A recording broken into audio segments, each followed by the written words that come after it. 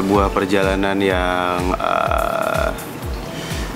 bukan sekedar bermain-main, bukan sekedar berwisata.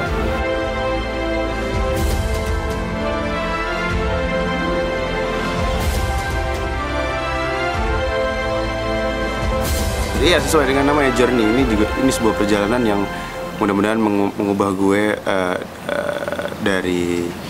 dari orang yang sebelumnya kurang begitu baik menjadi orang yang lebih baik sih, mudah-mudahan.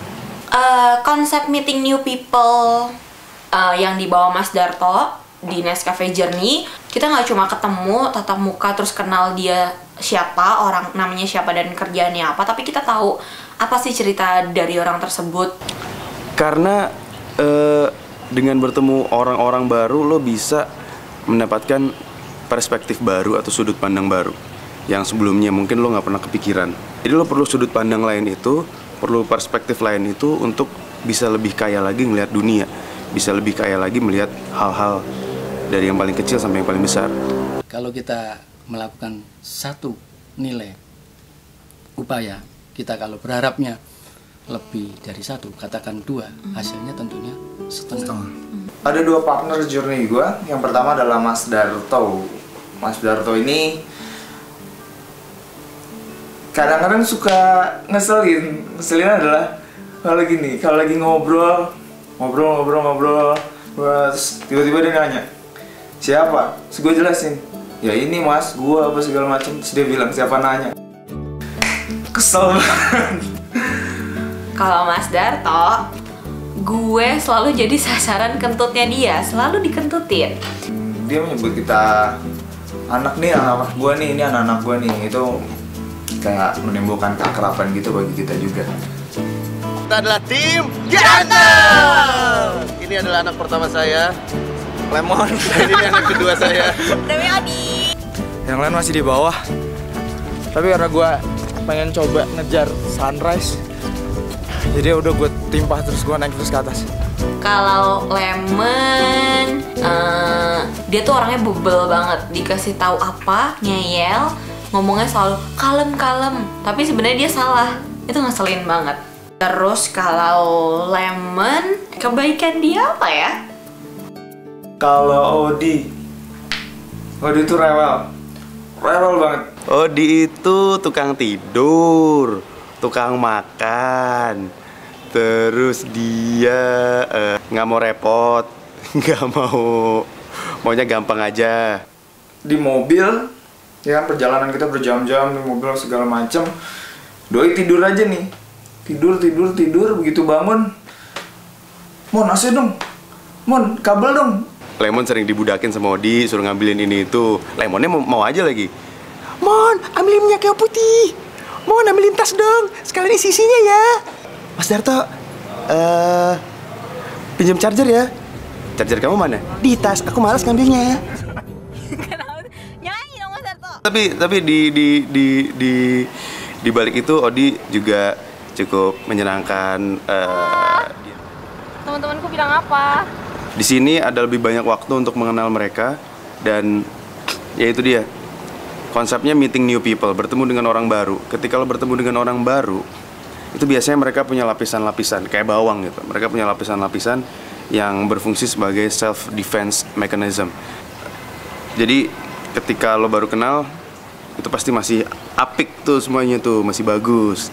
Dengan bertemu orang-orang baru, gue mendapatkan tidak hanya networking, connection, atau pengalaman, tapi gue juga mendapatkan sudut pandang baru itu. Setelah 12 hari ini bareng mereka sebenarnya asik gitu pertama. Karena selain ada teman baru, ada pengalaman baru, dan ya itu yang kita butuhkan dalam misi meeting people ini. Wendy jadi orang asing tapi cinta sama Indonesia gitu. Itu semacam pukulan juga bagi setiap orang Indonesia untuk mencintai negaranya sendiri. Jureng, sawah, hijau, ada stupa, ada Wendy. Pak Harto gitu. Orang ya istilahnya karyanya sudah banyak diakui orang gitu, tapi dia tetap membumi gitu, tetap pada awalnya sebagai Pak Harto gitu, karena dia ingin terus belajar gitu. Dan kata-kata paling keren adalah pembelajaran hari ini dapat membuat lo lebih baik di hari esok. Dan kalau ditanya yang paling berkesan ketemu dengan siapa, itu ketemu dengan Mas Rory dan Pak Ahmad. Itu yang paling kena banget di gue. Kenapa? Karena gue kan bener-bener ngerasain tuh. Jadi kalau lo cuma ngeliat foto-fotonya atau ngeliat videonya, lo nggak bakal bisa ngerasain apa yang mereka rasakan. Tapi ketika lo harus mendaki gunung itu di jam 3 pagi dengan bersusah payah, dan akhirnya lo juga turun ke kawahnya, naik lagi, lo bener-bener ngerasain. Dan gue juga ngerasain namanya terperangkap gas belerang itu atau asap belerang itu, nggak bisa napas, kecekek. Dan ditambah mereka mengalaminya harus bawa-bawa belerang seberat 60 kg, 70 kg gitu. Itu yang gue nggak habis pikir nih, di mana masuk akalnya, di mana manusiawinya sehingga orang harus melakukan ini hanya untuk 50.000 sampai 100.000 sehari. Ini ya satu pikul hasil saya mendapatkan 46.000. Bapak bahagia nggak? Ya bahagia saya menerima uang segini banyak untuk menafkahi istri sama anak cucu kita. Gua rasa ada titik balik di Odi di mana dia mendapatkan sudut pandang baru ketika bertemu dengan penambang belerang di Ijan. Dia berubah, mudah-mudahan menjadi orang yang tidak gampang mengeluh lagi. Semoga abis dari sini gue udah nggak kebanyakan ngeluh lagi. Selalu ingat mereka kayak gimana perjuangannya. Ya ini gue gak boleh ngeluh lagi sih.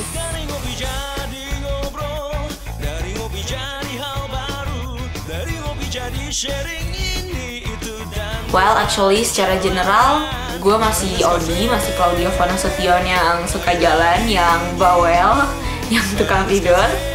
Tapi ada sebuah koloni di bagian lain kepala gue yang menyimpan memori-memori perjalanan, dan itu gue pengennya itu tetap gue ingat selalu dan akan merubah gue. Gue emang belum berubah, tapi gue pengen banget berubah.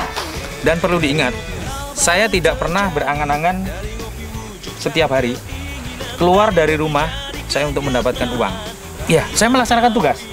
Karena kalau kita berpikir begitu keluar dari rumah saya harus mendapatkan uang, berarti saya ada tuntutan. Nah, dia kan saya ajak kita sama-sama ada tamu ya, saya tuntutan. Masalahnya 6 degree separation itu teori yang kurang lebih gini.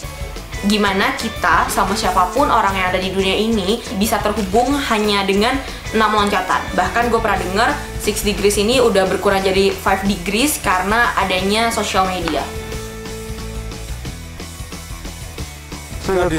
Garis akhir. Terhadap misi ini, ketemu orang-orang baru, gue bilang jangan takut untuk ketemu orang-orang baru, karena biasanya halangan kita bertemu orang-orang baru adalah keengganan diri kita untuk menyuarakan apa yang kita mau gitu. Setelah ngabisin 12 hari barengan sama Mas Darto dan Lemon, tanggapan gue, mereka asik sih, asik buat jalan. Segala hal ini sebenarnya bisa dilihat sangat indah gitu, tinggal bagaimana kita merelakan diri kita untuk menyaksikannya. Jadi meeting new people seperti universitas kehidupan buat gue.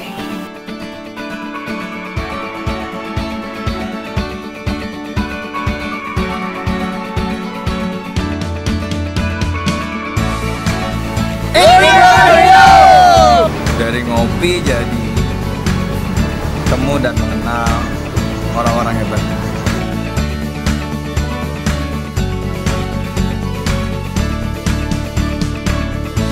Akhirnya sampai Jakarta setelah menempuh lebih dari 2.800 km.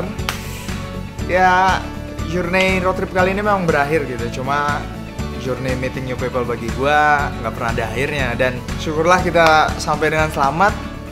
Dan kalau bukan karena Chevrolet Captiva dan Colorado, mungkin ceritanya akan lain.